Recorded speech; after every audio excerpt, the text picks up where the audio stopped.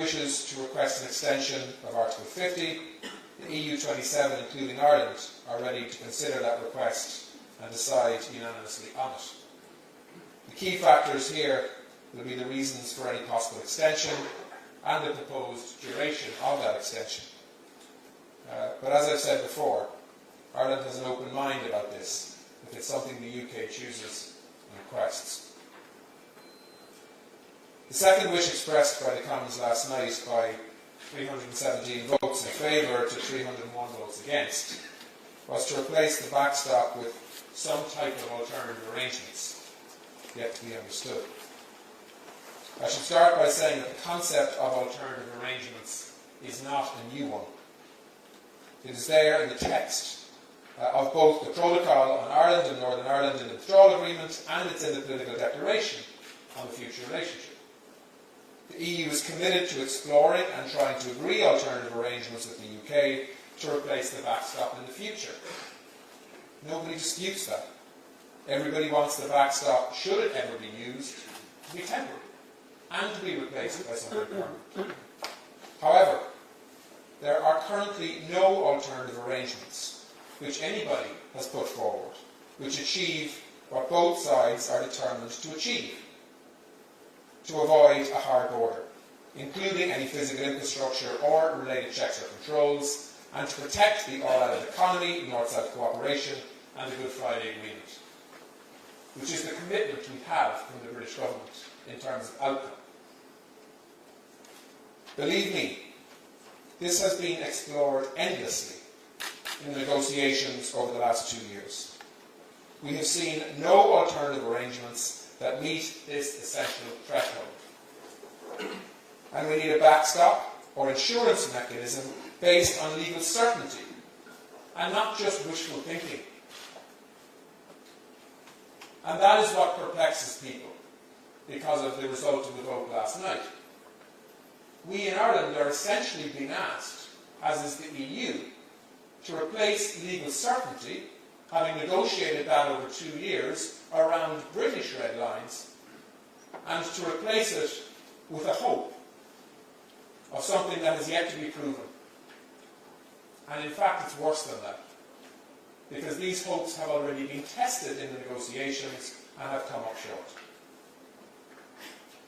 We have less than 2 months to go now until Brexit happens on the 29th of March. We are quite simply running out of road. And so, as Donald Tusk was quick to spell out last night within minutes of the vote, and as had been indicated to the British government numerous times prior to the vote, including from Ireland, the withdrawal agreement, including the Protocol on Ireland and Northern Ireland, is not open for renegotiation. We're at a ratification process now, not still in negotiation. The solidarity across Europe on this, I think, speaks for itself. I want to make one final observation on the debate in the House of Commons in recent days, and it's this. There are 2 very large communities in Northern Ireland, one of which is unionist and one of which, of course, is nationalist. There is a diversity of views within those communities, just as there are many people who do not consider themselves defined at all by one constitutional outlook or another. It is vitally important that politicians in Westminster understand the overwhelming wish across society in Northern Ireland not to return to the borders and divisions of the past. And anybody who allows that to happen will be judged harshly in history, and rightly so. And this government in Dublin is not going to allow it. And I want to be crystal clear on that point. There are some things that are more important than economic relationships, and this is one of them.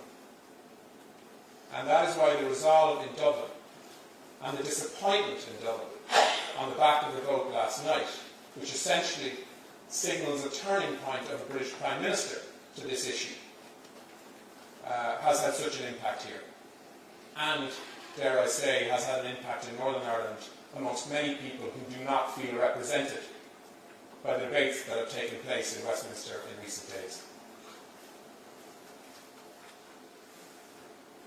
It is highly unfortunate that only one party from Northern Ireland, representing, in my view, a minority view on Brexit and the backstop, takes its seat in Westminster. And when I say this, I respect the DUP. They have a view that we all need to listen to, and they have people that they represent. And that view must be part of the solution here. But there are many others that their narrative does not represent. And that is a perspective that needs to be part of this solution. If we've learned anything in Northern Ireland, that if we produce proposals that have clear winners and losers, it is not the basis for a balanced, respectful peace process that works for everybody. And that is the approach that must be taken here, as well as in many other areas, in our efforts to set up devolved government again in Northern Ireland, working in partnership with the British government.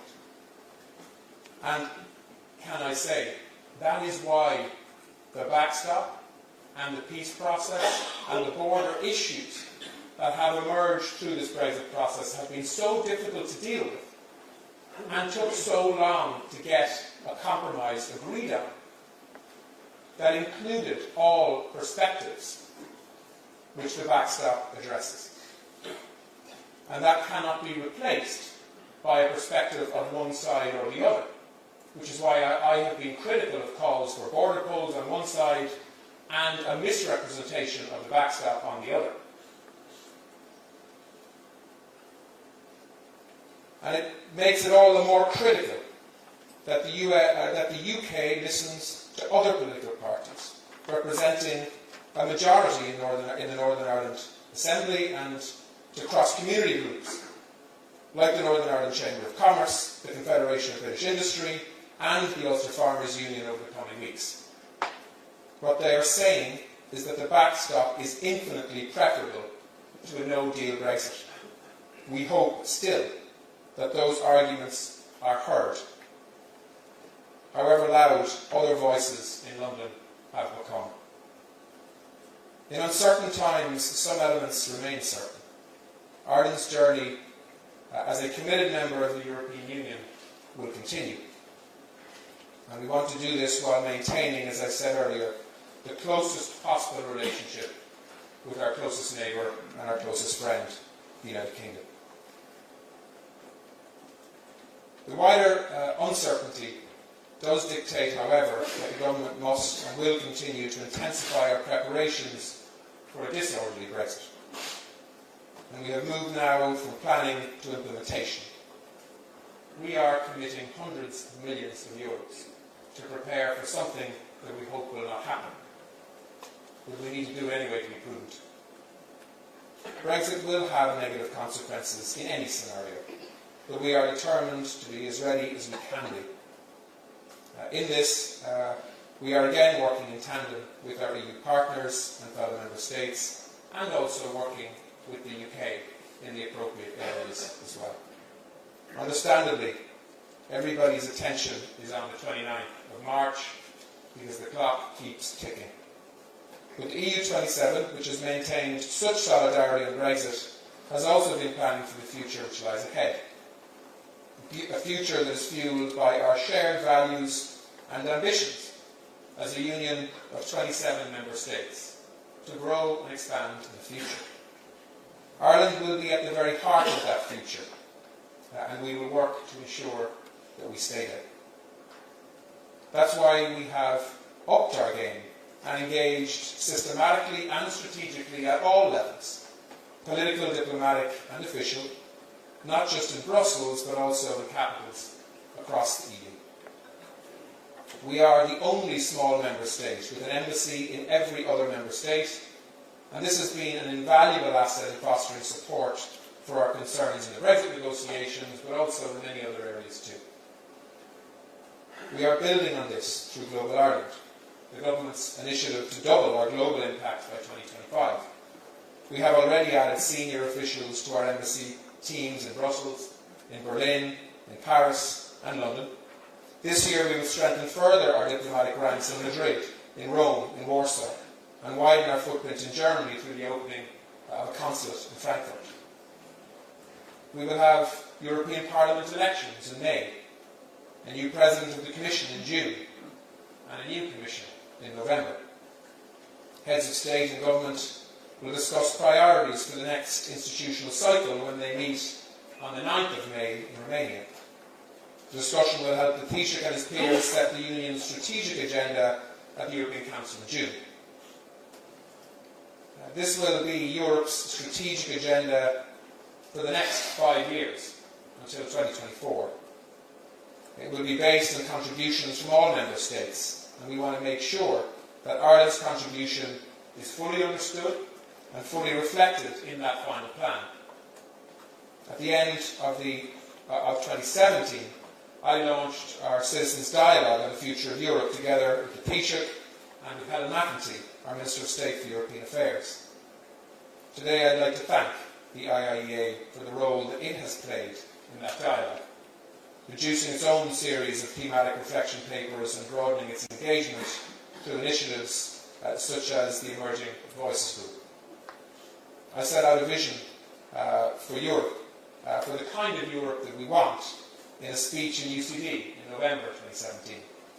In the meantime, Helen has led debates right across the country, listening to the concerns and expectations of Irish people, from all ages and from all parts of the country. Participants said they want to be part of a union that lives up to its values. They see real value in cooperating on challenges like climate change, migration, terrorism, cybersecurity and cross-border crime, the challenges of our generation. Our citizens want the European Union to continue doing what it does best. They support investing in policies like the Common Agricultural Policy, regional development and Erasmus+. They want more investment in young people, in education, in training and in innovation to make Europe's economy more leading.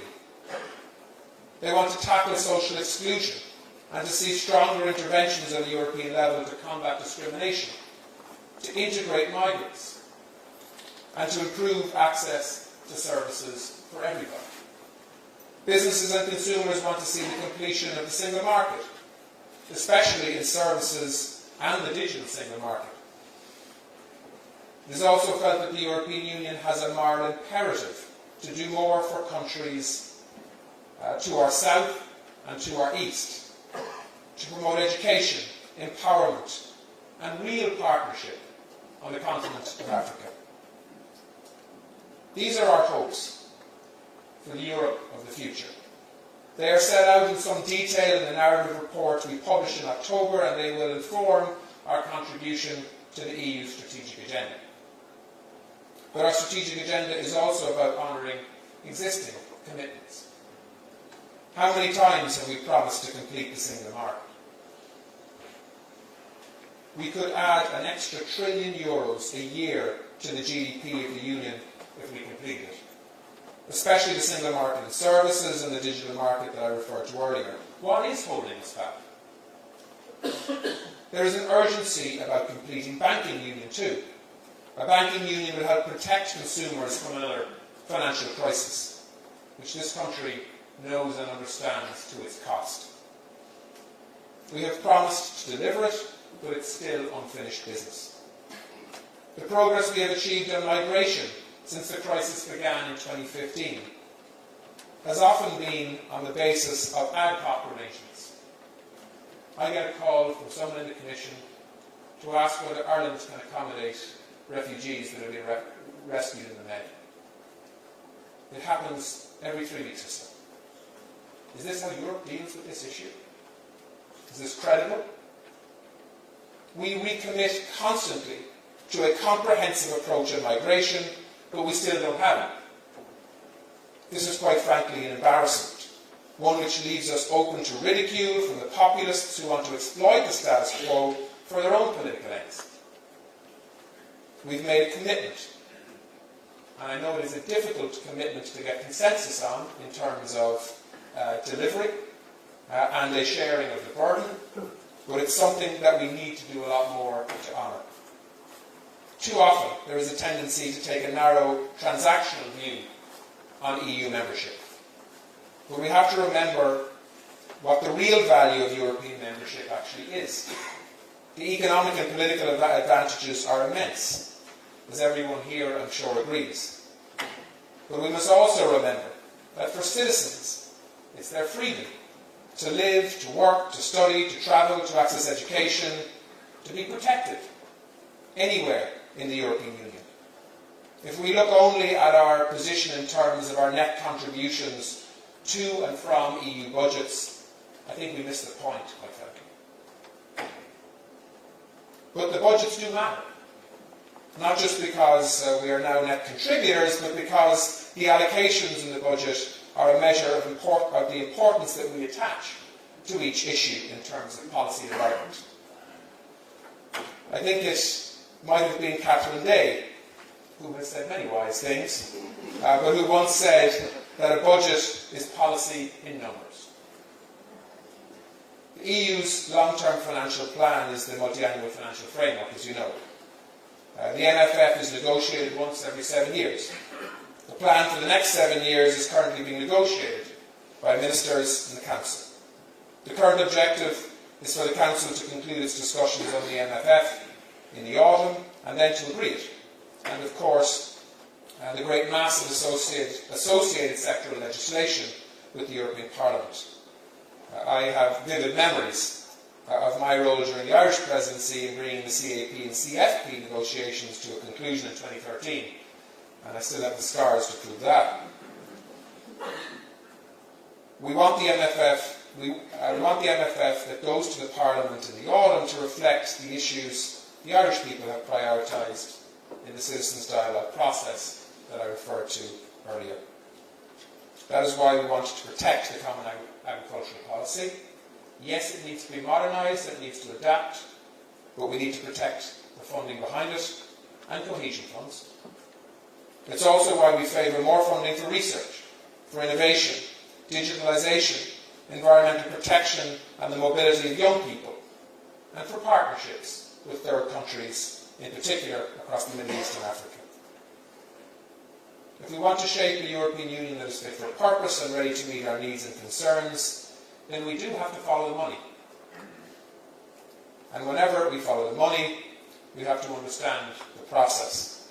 In that process, the European Parliament does play a central role, and we need to recognise and respect that. For that reason, and of course for many others, the make-up of the European Parliament will therefore be critical. I hope its membership will support the priorities that we have identified and are important to us. In May, we will be electing 13 Irish MEPs. There will be plenty of time closer to the date to engage in party politics, but now is the time to frame the debate before the campaign starts in earnest. The signs are already that the Eurosceptic populists could return in large numbers across the EU, unless we come together and face them down. If we stay at home on polling day, we run the risk that people on the fringes, with nothing in common except the same narrow, self-regarding agenda, will take control of the budget and shape an agenda to suit narrow, inward-looking priorities. Turnout here in the last European elections was only 52%. So half of our electorate didn't turn out. And that's in a country, by the way, that has over 90% support for EU membership. Given the role the European Parliament has in setting the budgets, in co-deciding the legislation and in approving international agreements, including, of course, relating to Brexit, staying at home comes at a price. The cost of complacency could be a Parliament that redirects funds away from the common agricultural policy and from the investment in innovation, research and young people that we need for the challenges of the future. Earlier this month I addressed our ambassadors in Dublin Castle on the international and domestic challenges posed by the march of populism globally and how EU member states can and should respond.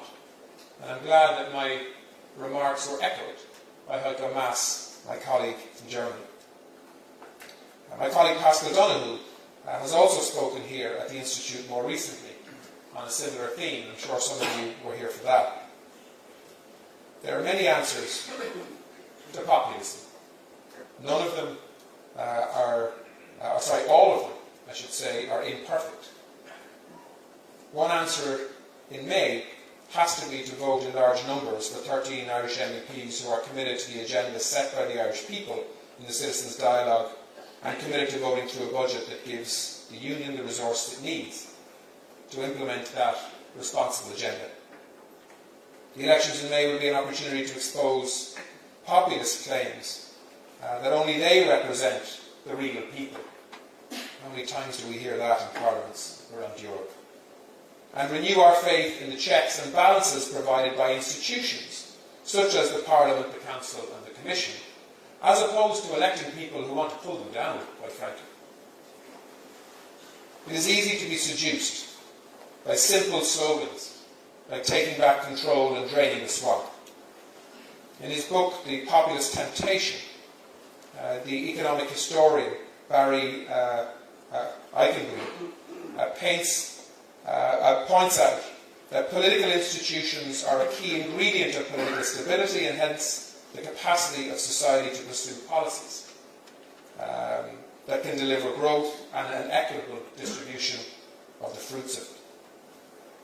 As we celebrate the centenary this month of Dáil Éireann, we should remember the words perhaps of Jean Monnet, who said that nothing is lasting without institutions. Sometimes it's the boring stuff that actually delivers the biggest impact. There might not be enough space on the side of a 15-metre bus for all the letters in multi-annual financial framework. But if we want a European Union that can navigate to a brighter, more sustainable future over the next 5 to 7 years, we should try to acquaint ourselves with at least some of the complexities that we need to navigate to get us there. As Foreign Minister, I'm especially concerned with how populism can spill over into foreign policy these days. The Irish academic Judy Dempsey has written recently about how domestic political infighting by populist leaders can take precedence over diplomatic considerations. She reminds us that the EU stands for something different, basing its foreign policy on the promotion of norms and standards and democratic governance, especially in its own neighbourhood. That may not be an emotive message, but believe me, it's a stable one. Of course, the EU and its member states must all continue to live up to these norms and standards ourselves. There are alarming signs that our values are under some internal pressure. Ireland believes in standing up for these values and in pressing others to do the same, in a respectful and well-informed, but also in a firm way. I spoke earlier about honouring existing commitments. These include the values listed in Article 2. Democracy, the rule of law and a society where pluralism and tolerance prevail. Ireland, like every other member state, is bound by these commitments. They're not voluntary. The Union is founded on these values, and respect for them is and should be legally binding. Our values can never be optional extras that applies to member states, and it should also, of course, apply in the context of accession states too, who want to be part of the Union.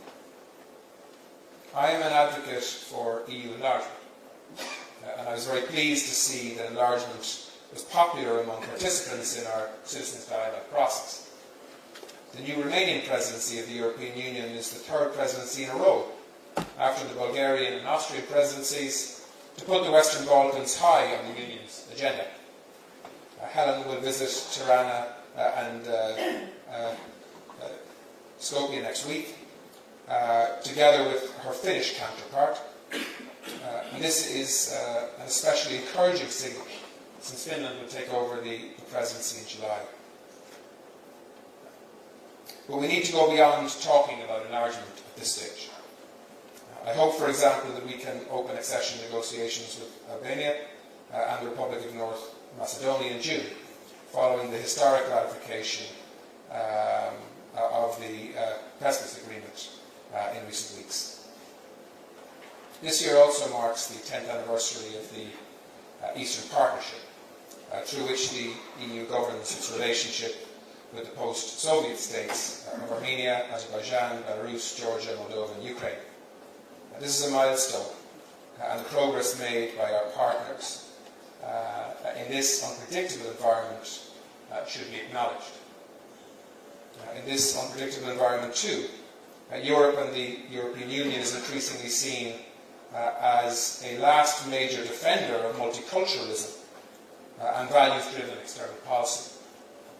This year we celebrate the 70th anniversary of the Council of Europe, the organisation which gave us the European Convention on Human Rights and put respect for human rights at the heart of post-war construction. The Council of Europe has also studied populism. It found that populism damages democracy by limiting debate, squashing dissent and reducing pluralism. It dismantles checks and balances, undermines human rights and the protection of minorities, and challenges checks on unrestrained state power. It would be wrong to dismiss, of course, all Brexiteers as populists, and yet the Brexit debate has become a stunning example of all that can go wrong when more attention is paid to slogans and soundbites rather than policies that are properly thought through and properly costed. Jack Lynch warned about this in as early as 1972, which happened to be the year I was born, during a debate in Dáil Éireann on our accession to the then EEC. Back then he said, "The extraordinary thing is that the most vocal opponents of membership have shown boundless confidence in our capacities to survive and prosper on the basis of an alternative relationship with the community, the terms of which are not yet known." Surely there's some lessons from that these decades later. Over 45 years on, I think we can say with some certainty that we have made a success of our membership in this little country. That we have a vision for the type of union we want, and that we are well placed in our networks and our know-how in terms of bringing that vision to bear on Europe in the future. This is our Europe, so let's shape it. So thank you very much, and I look forward to your questions.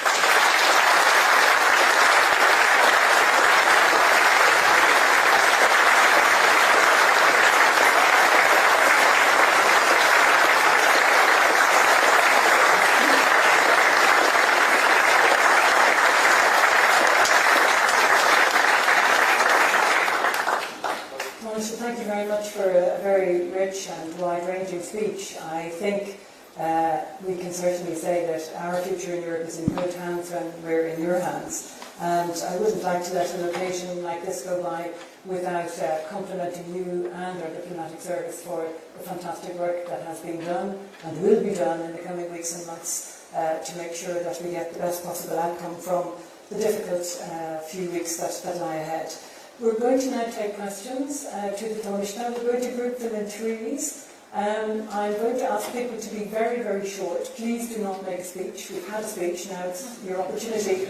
And it's a privileged opportunity to put questions. So think tweet-sized questions, not long statements. Because I'm having some temporary difficulties with my site, Cian McCarthy is going to come up and just field and group the questions, because otherwise I risk not being able to see who's putting their hand up at the back of the room. So Cian, may I ask you to come up and just moderate the questions? Thank you.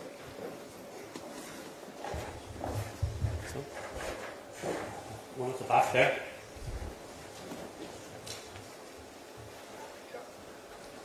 Thomas, thank you for an excellent speech, and I would reiterate what the chairperson said about the service of the diplomatic corps and the embassies and your own staff and yourself. One question is that the backstop would appear to be the only remaining issue in the withdrawal agreement, and yet today's papers in the UK suggest that the ERG has a shopping list of other stuff in the background once this matter is dealt with. We just see what comment you might have on that. Yes, sir. I'm taking 3 at a time. Can people also identify themselves and ask a question? Thank you, Taoiseach. That was a brilliant presentation, and I'm very, very grateful to you. My name is Frank O'Donnell. I'm a retired UN representative. And during my tenure, I was at one point principal advisor on governance in crisis countries. When we look at the situation in Britain today and the chaos politically, the dysfunction that seems to prevail, both in Westminster and the political elite in large, and given all of the uncertainties that we are facing with Brexit, even if the House of Commons yesterday voted against the no deal, are you concerned that this country might face, as it did decades ago, a stream of refugees from Northern Ireland at some point? Or worse still, a stream of refugees from England and Wales? This question may seem absurd, but Yugoslavia broke up, and it does look as if the UK might do so too. And if so, what measures might be envisaged in terms of support from the other 27 members of the Union to help us deal with a humanitarian crisis of that order? Sorry to ask that question. The front row here. Anthony Dunn's my name, Channel 4. Taoiseach, you talked about commitment and law that each and every member of the EU has, and your own, you said yourself. My commitment is, or my question is, how do you expect the British government to honour a legally binding agreement that you negotiated for 2 years when the Irish government refuses a Supreme Court order on a legal binding agreement? The ruling was made in 2005. You have refused and repudiated, as Mr. Rory Quinn did when he was in government. Thank you.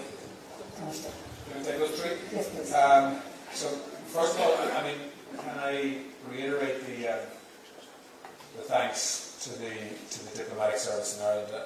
I think they've done an extraordinary job under quite a lot of pressure from the political system to build solidarity and understanding across the European Union as to why Ireland feels so exposed and vulnerable in the context of Brexit. And that really has been the foundation for the solidarity that we enjoy today. They're extraordinary people, and I've got to know them well working in this department, and we're very lucky to have them. We have a system of diplomacy which is different to lots of other countries, but that system is working for us right now. And we're expanding and growing. We'll open a whole new range of embassies this year as we expand, and we will continue to put this department under some pressure, but I think that's the way they like it. Because the kind of person who joins the Department of Foreign Affairs is somebody, it sounds a bit crass, but it's the kind of person who wants to change the world, and that's what Foreign Affairs should be about. How people see us, and what our agenda is, not just to settle for the status quo, but to constantly advocate and build partnerships and alliances and make arguments that can change things for the better. The backstop and other issues, look, I'm not certainly going to get into the conversation and discussion between the government and the ERG. They are internal party matters for the Conservative Party. The only thing I would say and caution against is that whatever outcomes are negotiated and whatever outcomes are requested by the British government, they need to take account of a broad spectrum of thinking. Because if this is about keeping a party together that for 30 years has been torn apart by different perspectives on the relationship with the European Union, if that's what this is about, I cannot allow that agenda to to make Ireland the casualty of. And that's why this is so serious. That's why also, by the way, people ask me this question all the time, is the relationship really strained between Britain and Ireland? Actually, the personal relationships that key ministers have with each other is probably closer now. Certainly, and I've been a government minister for a while, I've never had a closer relationship actually with my counterparts in the British government than I have now, because of the intensity of the discussions and the perspectives that are expressed back and forth. Even post-Brexit, we need to keep it that way. So much so, actually, that we are agreeing with the British government through the British-Irish Intergovernmental Conference a new set of structures modelled somewhat on the French-German relationship, the Spanish-Portuguese relationship, whereby we would have an annual intergovernmental conference that would involve quite a lot of ministers on both sides, as well as obviously the Taoiseach and Prime Minister, to make sure that these islands, as close neighbours, are continuing to talk to each other. Because unfortunately we won't be as familiar with each other as we are today because of the absence of meeting in Brussels and Luxembourg and Strasbourg and all the other places that we meet and work together through our EU membership. But I think it would be wrong for me to be giving advice to the British government in terms of internal matters for the Conservative Party, or indeed the competent supply arrangement with the DUP. I'm certainly not one to give out about competent supply arrangements. I'm responsible for them myself, along with the other people. So I respect that, and the arithmetic in Westminster is demanding and makes life difficult for the Prime Minister. But there is a broader obligation here, particularly in the context of Northern Ireland, that the perspectives of British and Irish people in Northern Ireland are understood, and the fears and hang-ups in both communities, and the polarisation effect of Brexit, and the impact that that has had on politics in Northern Ireland, particularly in the last 6 months. Both the Irish government and the British government need to be very careful with how that's managed to protect something that's fragile and hugely valuable that's been built up over the last 20 years. In relation to Frank, that was about the most provocative question I got for quite a while. Am I concerned that we're going to have a stream of refugees coming from the UK? No, I'm not actually. I don't think the UK is going to break up. Britain is a great country. It's one of the world's great countries. I've had the privilege of being at university there. I've said this to many people in this room before. I'm one of 7 children. Many of us have built our careers initially in the UK. In British cities, and so my only agenda here is to protect core Irish interests while also trying to protect a respectful relationship between these 2 islands and these two countries. But it's got to be on the basis of a relationship of equals, because anything else that may be based on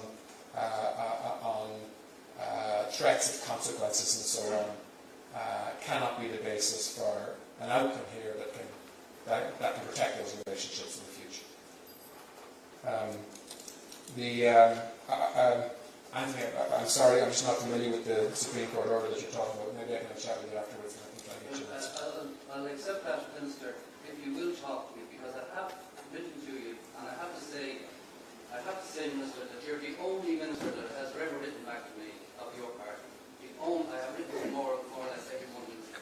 You're the only one, so I'll accept that you will address the issue. Okay. Yeah, I will if I can, of course.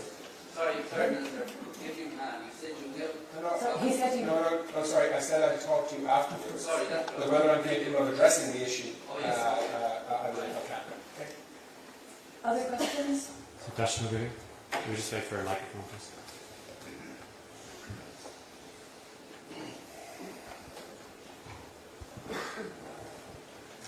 Dead on, depraved on journalist, but otherwise a nice person.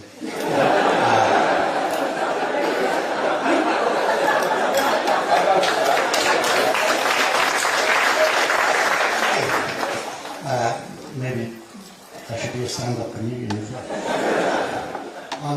Frank mentioned 2005. I recall that was the year the IRA finally decommissioned, and Foreign Affairs played a big part in that. I had the privilege of covering it to a large extent.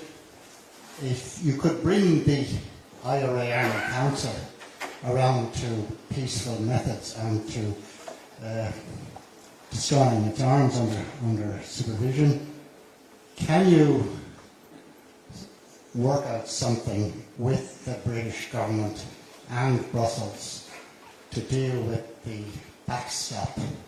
Because as I see it, the backstop is meant to prevent a hard border, but it looks to me as if excessive adherence to a hard backstop is going to lead to the danger of a British crash out and a very hard border along the lines that your colleague Taoiseach Varadkar outlined in Davos recently. Thank you. If you just pass the mic to front of you. Thank you. Uno Dwyer, member of the Institute. I'll try to be nice too. Taoiseach, I'd like to share all the complimentary views of your speech and of the work of the Department of Foreign Affairs. You spoke about the EU budget for the next 7 years. And, you know, really, and Ireland's ambitions for that budget.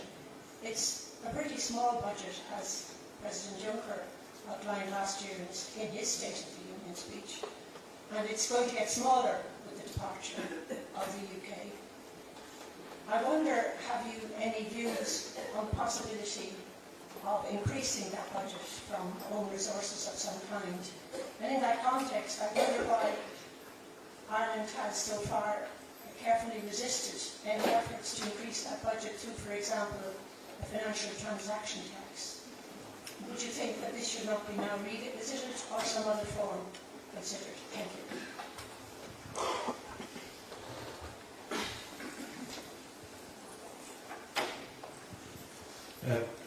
Paddy Smith, Irish Times, unapologetically a journalist. I'm interested in this issue of alternative methods of resolving the backstop problem, and as you say, it's in the withdrawal agreement. But can I just put it to you, my understanding of that provision is that these are alternative methods of enforcing the rules of the customs union and of the regulatory issues involved in the single market. We're not away from the red lines. There's no, in revisiting this alternative approaches, we don't actually get away from the fundamental questions of the impossibility of having a soft border unless the UK goes back on those red lines. And can I, very quick question, you didn't mention in the MFF thing one issue which is preoccupying a lot of Europe, which is strengthening the common defence of the European Union, and that is certainly going to be an element in the discussions. Is there any possibility Ireland will reconsider its position about common defence?